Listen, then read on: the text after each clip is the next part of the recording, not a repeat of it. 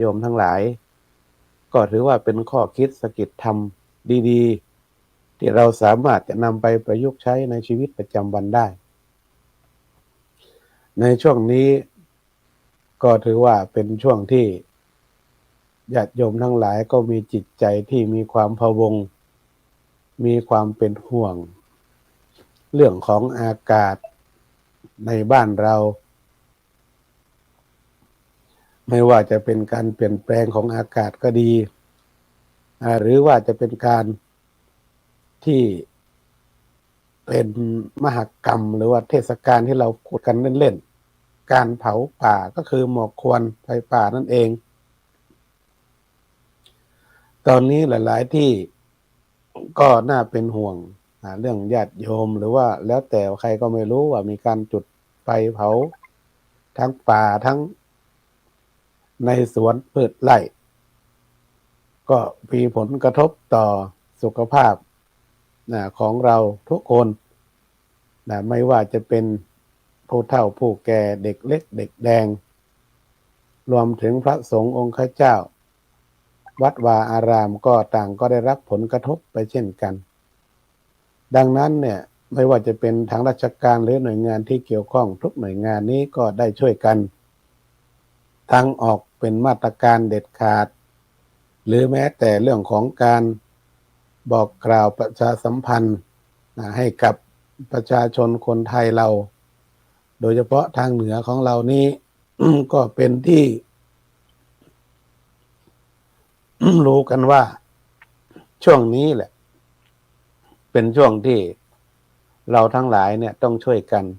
เฝ้าระวังดูแลพระสงฆ์องค์ข้าเจ้าก็มีหน้าที่ในการสื่อสารประชาสัมพันธ์บอกกล่าวถึงข้อดีข้อเสียของการเผาป่าก็ดีเพราะว่าหมอกควันนั่นเป็นสิ่งที่อันตรายผลดีผลเสียนั้นญาติโยมทั้งหลายเราก็ต้องช่วยกันคิดเราอย่าไปคิดว่าเหมือนกับต่างประเทศที่เขาเกิดไฟป่าขึ้นมาแล้วก็มีวิธีหลากหลายในการที่จัดการแต่หมอกควันของประเทศไทยเรานั้นมีความแตกต่างกันส่วนใหญ่แล้วมันเกิดจากฝีมือของมนุษย์ในการจุดในการเผาเขาอาจจะคิดว่าการจุดไฟเผาป่าหรือว่าเผาทุ่งนานั้นเป็นเรื่องที่สบายสำหรับคนที่เผาให้ป่ามันโล่งเอาอาจจะทำปุ๋ยอะไรต่างๆพวกนี้เขาก็ยังมีความคิดแบบดั้งเดิมบางทีก็อาจจะเผาเพราะว่าให้ผักหวานโป่งอะไรพวกนี้ผักหวานออกยอดออกดอกแล้วก็หาไข่มดแดงได้ง่ายล่าสัตว์ได้ง่ายพวกนี้ก็เป็นความคิดที่ผิดไม่ถูกต้องดังนั้นญาติโยมทั้งหลายเราในฐานะที่ได้รับผลกระทบด้วยกันเนี่ยเราก็ต้องช่วยกันบอกกล่าวตั้งแต่ในชุมชนเป็นต้นมาเนี่ยเราก็ต้องพูดถึงเรื่องของความเสียหายหรือว่าผลกระทบที่มันจะเกิดขึ้นการเผานี่อันดับแรกแล้วเนี่ยก็ป่าก็เสียหายอยู่แล้วรวมถึงสัตว์ป่าที่อยู่ในป่าก็อาจจะเสียชีวิตจากการเผาป่าก็ได้ที่สำคัญที่สุดก็คือเรื่องของควันที่มันมีผลกระทบต่อสุขภาพของคนเพราะว่าคนนั้นบางทีเขาเผาแล้วเขาไม่ได้คิดอะไรดังนั้นเราในฐานะที่เป็นผู้รู้เราก็ต้องให้ข้อคิดสะกิดใจให้สติกับคนที่เผาให้เขาได้หยุดที่จะทำร้ายผู้ที่ได้รับผลกระทบโดยเฉพาะผู้สูงอายุผู้ป่วยแล้วก็เด็กอันนี้จะได้รับผลกระทบมากที่สุดและคนทั่วไปก็ได้รับผลกระทบเช่นกันดังนั้นเนี่ยเราก็ต้องช่วยกันในการที่จะให้คนเหล่านั้นเขามีจิตสำนึกได้รู้ว่าโทษเนี่ยมันมากกว่าที่เขาจะได้ดังนั้นก็ตอนเช้าวันนี้ก็ฝากกับท่านทั้งหลาย ที่มีส่วนเกี่ยวข้องเราได้ช่วยกันพร้อมถึงพระสงฆ์องค์เจ้าเราก็ต้องช่วยกันประชาสัมพันธ์บอกให้กับญาติโยมถ้าไม่เกิดหมุนควันต่างๆแล้วเนี่ยเราก็ต้องป้องกันตัวเองไม่ให้เจ็บไข้ได้ป่วยแต่มาเองก็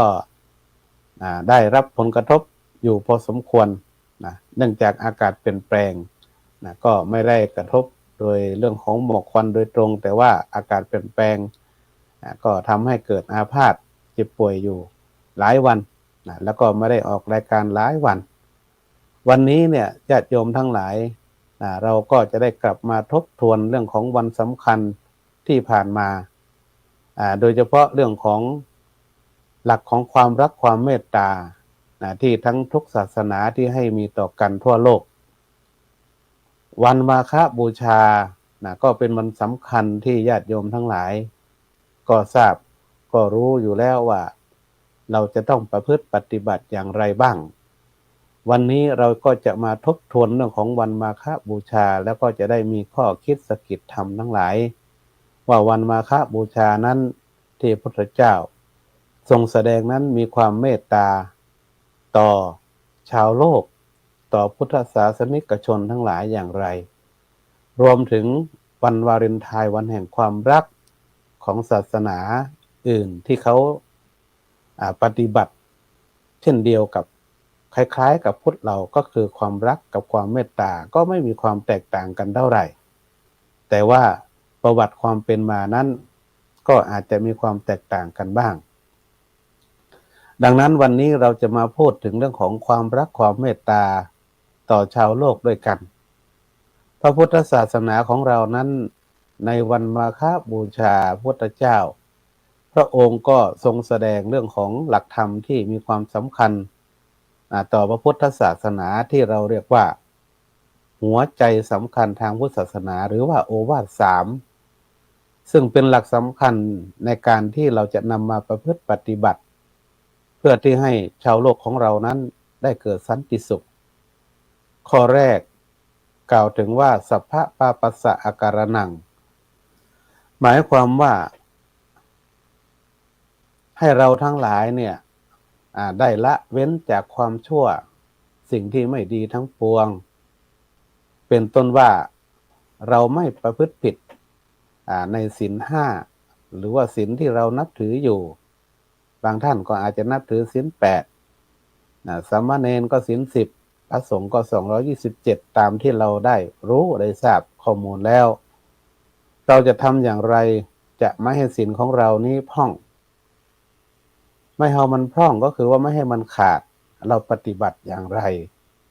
มันจะส่งผลถึงการที่เราจะไปทำที่ไม่ดีโดยเฉพาะศีล5ของฆราวาสญาติโยมทั้งหลายเนี่ยถ้าเราประพฤติปฏิบัติตามแล้วก็ส่งผลให้เราได้มีความสุขเช่นกันศีล5ข้อนี้ท่านทั้งหลายก็รู้ดีอยู่แล้วว่ามีอะไรบ้างโดยเฉพาะข้อ1นี่จุดประสงค์เน้นไม่ให้เราได้เบียดเบียนกันไม่ทำร้ายกันไม่เบียดเบียนกันไม่ฆ่าหันกันเอาชีวิตกันทั้งคนและสัตว์ทั้งหลาย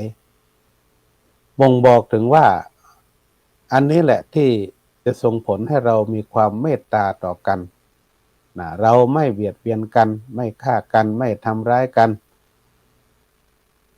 ในศีลข้อที่2นี่ก็มีจุดมุ่งหมายให้เรามีประพฤติผิดมันไม่ประพฤติผิดไม่ช่อไม่โกงไม่ทุจริตตัวเองผู้อื่นหรือบ้านเมืองเราก็คือไม่ไปลักขโมยของคนอื่นนั่นเองก็เปรียบเสมือนกับเราไม่ไปเบียดเบียนก็มีความเมตตาต่อกันเช่นกันประการที่3ก็คือรักเดียวใจเดียวไม่นอกใจคู่รักของเราโดยเฉพาะวันวาเลนไทน์ที่ผ่านมานั้นความเชื่อของหนุ่มสาวบางทีก็อาจจะถูกบ้างผิดบ้างตามความเชื่อก็หมายความว่าถ้าเรารักเดียวใจเดียวก็ไม่มีปัญหาไม่เกิดการทะเลาะเบาะแว้งกันแต่ถ้าเรานอกใจกันมีหลายคนนี้ก็อาจจะเกิดการทะเลาะเบาะแว้ง สร้างความเดือดร้อนให้กับตัวเองแล้วก็ครอบครัวของตัวเองก็ได้ประการที่สี่นี้ก็มีความสำคัญญาติโยมทั้งหลายการพูดการจาเดี๋ยวนี้เนี่ยเราพูดบางทีมันขาดสติจะพูดอะไรก็พูดบางทีเราไม่ได้คิดว่าพูดไปแล้วเนี่ยมันจะได้รับผลกระทบต่อใครต่อคนอื่นหรือต่อตัวเองหรือต่อครอบครัวหรือต่อสังคมประเทศชาติบ้านเมืองนี้เราพูดแต่สิ่งที่อาจจะคิดเองหรือว่าอาจจะพูดแบบไม่ได้ไตร่ตรองว่าจะเป็นการพูดเท็จ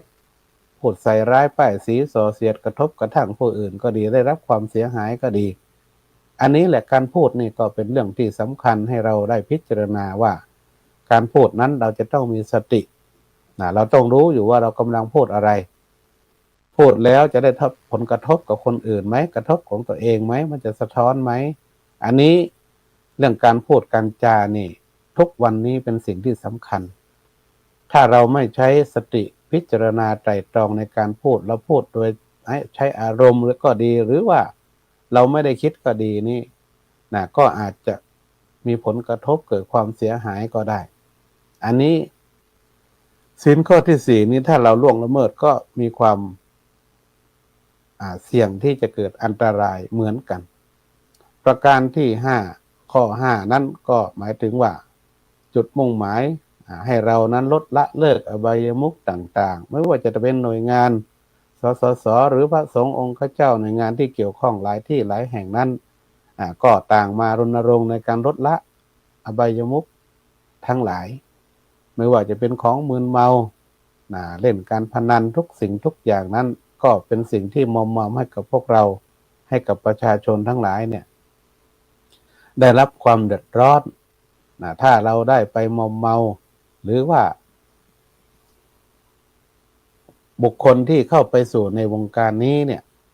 ก็จะทำให้เขานั้นได้รับความเดือดร้อนความลำบากรวมถึงเรื่องของอาจจะเกิดอาชญากรอาชญากรรมได้ฆ่าชิงวิ่งราวต่างๆเกิดขึ้นก็ได้อันนี้เป็นเรื่องของอนาคตที่อาจจะเกิดขึ้น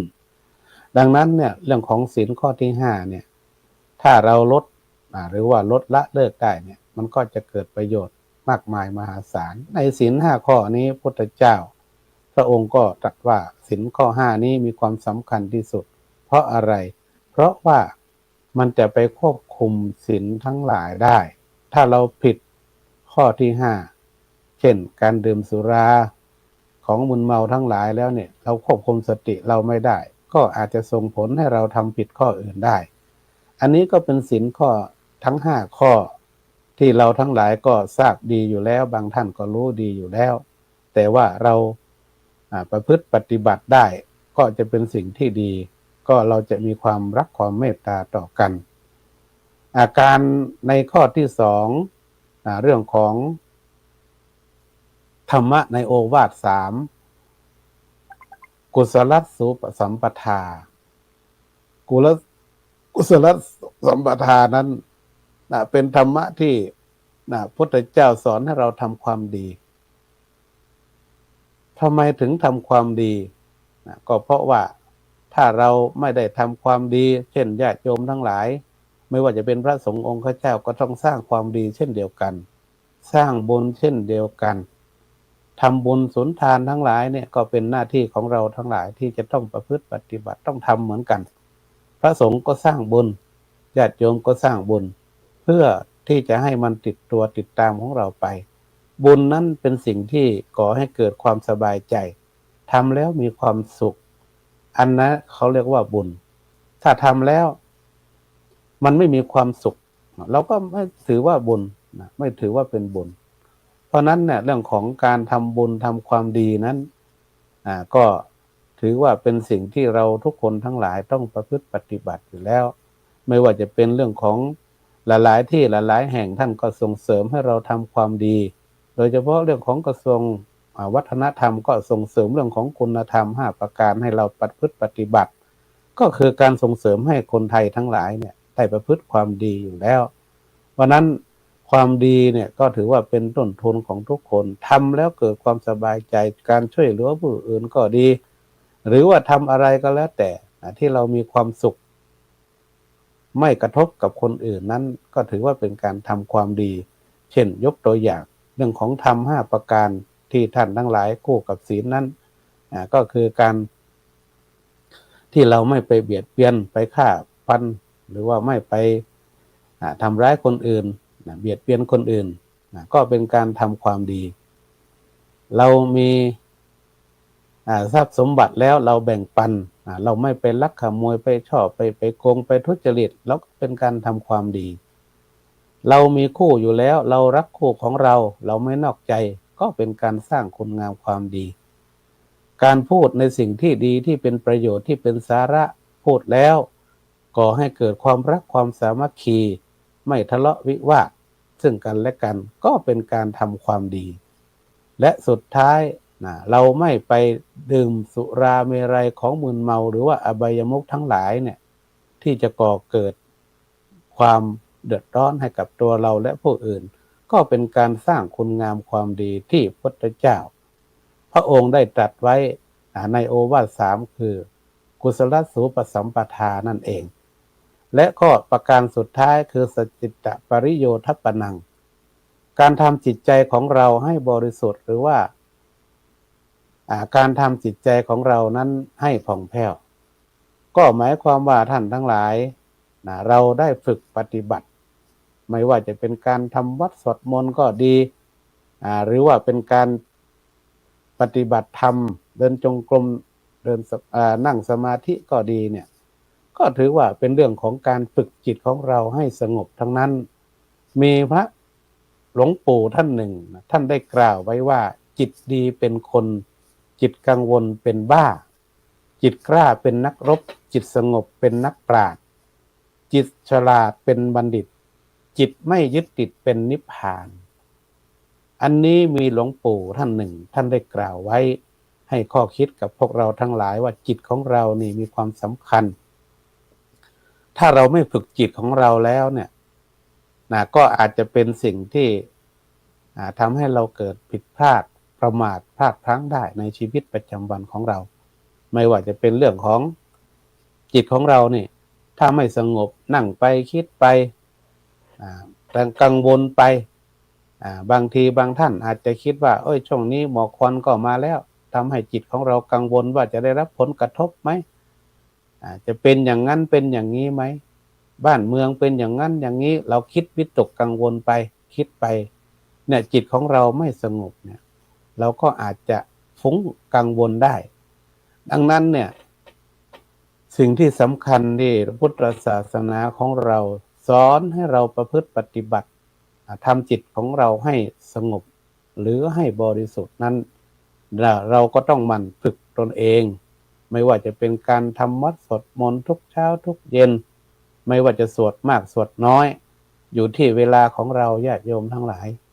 บางท่านก็อาจจะมีเวลาน้อยบางท่านก็อาจจะมีเวลามากตอนเช้าอย่างน้อยก็ขอให้บทสวดบทสั้นๆพุทธคุณธรรมคุณสังฆคุณหรือว่าจะเป็นบทนะโมบูชาพระรัตนตรัยต่างๆที่เราพอสวดได้เนี่ยจากนั้นเราก็ทำสมาธิสักเล็กน้อยเพื่อเป็นการขัดเกลาจิตใจของเราให้เราไม่ให้เราฟุ้งไม่ให้เราคิดมากแม้แต่เรื่องของจิตของเรานี่ถ้าเราฟุ้งแล้วมันก็อาจจะเป็นโทษกับตัวเองและโทษกับคนอื่นด้วยดังนั้นเนี่ยเรื่องของการฝึกถ้าเราอยากจะให้ฝึกให้ดีมากกว่านั้นเราก็อาจจะเป็นเรื่องของการเข้าสู่ปฏิบัติวิปัสสนากรรมฐานตามสถานที่ต่างๆก็ได้อันนี้ถ้าเรามีเวลาเราก็สามารถปฏิบัติได้เพราะว่าสิ่งเหล่านี้เนี่ยทำไมพระพุทธเจ้าถึงสอนเรื่องของโอวาท3ก็เพราะว่าเป็นธรรมะที่มีความสำคัญที่มีความเมตตามีความรักต่อชาวพุทธของเราทั่วโลกรวมถึงพระสงฆ์องค์เจ้าที่เป็นสาวกทั้งหลายเนี่ยถ้าเรานำมาประพฤติปฏิบัติได้ก็สามารถที่จะทำให้เรานั้นมีความสุขทั้งกายทั้งใจแล้วก็เราก็จะมีการที่จะเกิดพลังสามัคคีมีความรักความเมตตาต่อกันที่เราแสดงออกท่านทั้งหลายโดยสรุปแล้วเนี่ย เรื่องของความเมตตาความรักที่เรามีต่อกันนั้นพุทธเจ้าสอนให้เรามีทุกวันเราไม่ต้องรอวันนั้นวันนี้ถึงจะแสดงออกถึงความรักหรือความเมตตาต่อคนทั่วไปมีคำหนึ่งกล่าวว่าสูงกว่าเราจงเคารพเสมอเราจงให้เกียรติต่ำกว่าเรานั้นให้มีความเมตตาหมายความว่าคนที่สูงกว่าเราอาวุโสกว่าเราหรือว่าผู้บังคับบัญชาเรานั้นเราก็ต้องให้ความเคารพนับถืออย่างชาวพุทธเรานี่ก็เราก็ต้องให้ความเคารพนับถือต่อพระรัตนตรัยก็มีพระพุทธพระธรรมพระสงฆ์เป็นที่พึ่งของเราเป็นสรณะของเราอยู่แล้วเพราะมีความสำคัญต่อพระพุทธศาสนาที่เราเคารพนับถืออยู่คนที่เสมอเรานั้นก็ให้เกียรติซึ่งกันและกันการทำอะไรการให้เกียรติซึ่งกันและกันนั้นมันก็จะเกิดความรักความเมตตาด้วยและคนที่ต่ำกว่าเราหรือว่าผู้ใต้บังคับบัญชาของเรานั้นเราก็ต้องให้ความเมตตาความสงสารหรือว่าความเกื้อกูลต่อผู้น้อยผู้ที่อยู่ใต้บังคับบัญชาต้องมีความเมตตาให้กับเขาไม่ใช่ไปเอารัดเอาเปรียบเขามากเกินไปอันนี้เป็นคำที่ผู้รู้ท่านได้แต่งไว้บอกกล่าวไว้ให้เราได้มีแนวคิดมีสติในการพิจารณาเรื่องของการอยู่ร่วมกันในสังคมเราจะเป็นผู้ใหญ่เป็นผู้น้อยท่านทั้งหลายถ้าเรามีความเมตตามีความรักต่อกันแล้วความปรารถนาดีต่อกันแล้วเนี่ย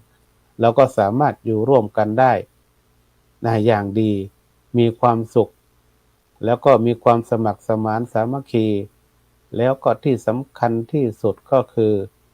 เราอย่าลืมเรื่องของศีลธรรมทุกคนมีศีลธรรมแล้วเนี่ยศีลเสมอกันก็อยู่กันได้ถ้าศีลไม่เสมอกันแล้วก็อยู่ลำบากมีแต่จะเบียดเบียนทะเลาะเบาะแว้งกันอันนี้แหละธรรมะที่ท่านทั้งหลายเนี่ยได้ฟังได้ชมติดตามไม่ว่าช่องสื่อสารต่างๆของพระสงฆ์องค์เจ้าที่ได้พูดได้กล่าวได้เทศได้บรรยายของให้เราทุกวันนั้นเราก็ลองเอาไปพินิจพิจารณาถึงหลักความจริงทั้งหลายว่าสิ่งที่พระสงฆ์องค์เจ้านั้นได้นำมาบรรยายบอกกล่าวเรานั้นเป็นธรรมะที่เราสามารถที่จะนำไปประพฤติปฏิบัติได้จริงถ้าเราประพฤติปฏิบัติแล้วมันได้ผลหรือว่าได้จริงอย่างที่เรารู้เนี่ยเราได้ฟังมาเนี่ยเราก็สามารถเอาไปปฏิบัติแล้วนำไปเผยแผ่เอาไปบอกกล่าวไปสั่งสอนไปแนะนำลูกหลานของเราได้เพราะว่ายุคนี้สมัยนี้มันมีการเปลี่ยนแปลงญาติโยมทั้งหลายเปลี่ยนแปลงทุกสิ่งทุกอย่างตามยุคตามสมัยตามกาลเวลาเราในฐานะที่เป็นพุทธศาสนิกชนพุทธบริษัททั้ง4อย่างเนี่ยเราก็ต้องช่วยกันรักษาพระพุทธศาสนาของเราช่วยกันรักษาธรรมะโดยการที่นำธรรมะนั้นไปประพฤติปฏิบัติไม่ว่าจะเป็นธรรมะข้อไหนก็แล้วแต่ 84,000 พระธรรมขันธ์ของพระสัมมาสัมพุทธเจ้านั้นล้วนแต่เป็นธรรมะที่มีความสำคัญที่เรานำไปปฏิบัติแล้วมันก็จะเกิดผลดีต่อพวกเราเหมือนกับเรื่องของศีลของธรรมที่ได้กล่าวมาเบื้องต้นถ้าเราสามารถนำไปประพฤติปฏิบัติอันไหนที่ปฏิบัติได้อันไหนที่เว้นได้ก็จะมาซึ่งความสุขความเจริญในตัวของเราตลอดจนถึงผู้อื่นคนที่ใกล้ชิดเราไม่ว่าจะเป็นคนในครอบครัวก็ดีญาติพี่น้องก็ดีหรือว่าคนในสังคมชุมชนรวมจนถึงคนในประเทศของเรานั้นก็จะเกิดความรักเกิดความเมตตาเกิดความกรุณาเกิดความเอื้อเฟื้อเผื่อแผ่ตลอดจนถึงเกิดความสามัคคีปรองดองในประเทศชาติบ้านเมืองให้เกิดสันติสุขความสุขความเจริญก็จะเกิดกับทุกคนต่อไปดังนั้นก็ขออนุโมทนากับท่านทั้งหลายที่ติดตาม รับชมรับฟังรายการธรรมะในช่วงเช้าวันนี้ก็ขอให้บุญกุศลที่ท่านได้รับฟังนั้นจงสะท้อนย้อนรอยให้กับท่านทั้งหลายเจริญด้วยอายุวันนะสุขะภระปฏิภาณธนสารสมบัติยิ่งขึ้นไปทุกท่านทุกคนด้วยเทอญ